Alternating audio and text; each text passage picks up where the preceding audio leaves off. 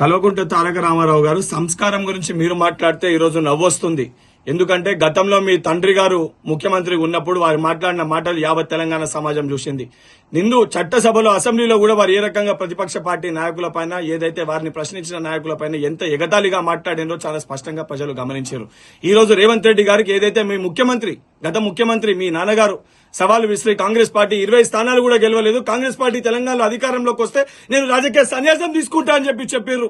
ఆ సవాల్ని స్వీకరించి రేవంత్ అన్న పిసిసి అధ్యక్షుని స్థాయిలో ఏదైతే కాంగ్రెస్ పార్టీని తెలంగాణలో మొన్న జరిగిన అసెంబ్లీ ఎన్నికల్లో 64 స్థానాలు కాంగ్రెస్ పార్టీ, మా మిత్రపక్షం ఒక్క స్థానం 65 స్థానాలను గెలిచి ప్రజలు ఆశీర్వదించి గెలిపిస్తే తెలంగాణలో కాంగ్రెస్ ప్రభుత్వం ఏర్పాటు చేసుకున్నాం. మేము మొట్టమొదటి రోజుకెళ్లే చాలా చిత్తశుద్ధితోటి ఏదైతే ప్రజలకు ఇచ్చిన 6 గ్యారంటీల్ని అమలు చేయాలని చెప్పని పగలు రాత్రి లేకుండా 24 గంటలు రేవంత్ రెడ్డి గారు ప్రజల సంక్షేమం కోసం పనిచేస్తూ ఈ రోజు సెక్రటేరియట్ లో ఎప్పటికప్పుడు ప్రజలకి అందుబాటులో ఉంటారు. ప్రజా దర్బార్ని మేము దర్శనం. ఇది ప్రజాస్వామ్య ఏదైతే ప్రభుత్వం అనే విధంగా ప్రజల సమస్యలు నేరుగా ఏదైతే నాయకులు స్వయంగా చెప్పే విధంగా వారికి చెప్పే విధంగా సమస్యలు పరిష్కరించే విధంగా ఒక కొత్త విధానాన్ని రేవంత్ రెడ్డి గారు తీసుకొని వచ్చారు.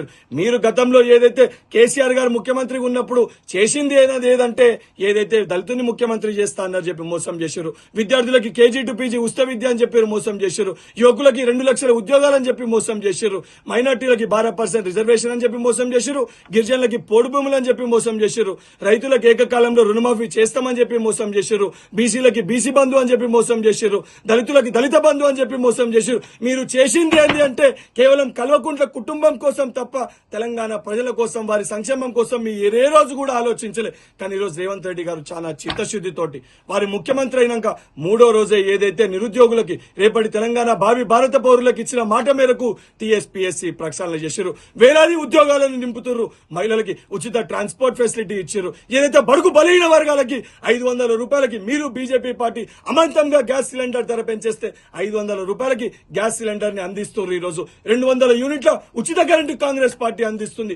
4 గ్యారంటీలను ఈ రోజు మేము ఇంప్లిమెంట్ చేస్తాం. దానితో పాటు 70 రోజులు పూర్తి కాకముందే 4 గ్యారంటీలు ఇంప్లిమెంట్ చేస్తాం. మేము చెప్పిన విధంగా 100 రోజుల లోపల ఉన్న పథకాలన్నీ కూడా మేము ప్రజలకు ఏ రకంగా ఇయ్యను అనే స్పష్టత మాకుంది. తీసుకునే ప్రజలకి స్పష్టత ఉంది. ఇవన్నిటినీ పక్కన పెట్టి ఇష్టం ఉన్నట్టు రేవంత్ అన్న బయటికి రా మల్కాజ్గిరిలో చూసుకున్నాం చెప్పి మాట్లాడుతున్నావు. రామన్న నీ స్థాయి రేవంత్ అన్నది కాదు. బల్మూరి వెంకట్ నేను ఎమ్మెల్సీ పదవికి రాజీనామా చేసి నేను బరిలో దిగుతా. నువ్వు నీ సిరిసిల్లలో ఎమ్మెల్యే పదవికి రాజీనామా చేసి బరిలో దిగు. కరీంనగర్ మల్కాజ్గిరి ఎక్కడంటే అక్కడ నేను నీ సవాల్కి సిద్ధంగా ఉన్నా.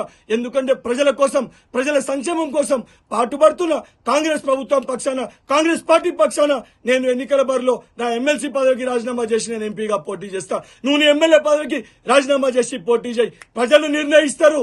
దమ్ము ఎవరికి ఉంది, ఎవరి వైపు న్యాయం ఉంది, ఎవరిని గెలిపించాలి చూసుకున్నాం. నిజంగా నీకు దమ్ముంటే నా సవాల్ని స్వీకరించి ఎన్నికల బరిలోకి రా అని చెప్పని నేను కల్వకుంట్ల తారక రామారావు గారికి సవాల్ విసురుతున్నాను. Please subscribe to KTV Telugu. KTV Telugu. KTV Telugu channel.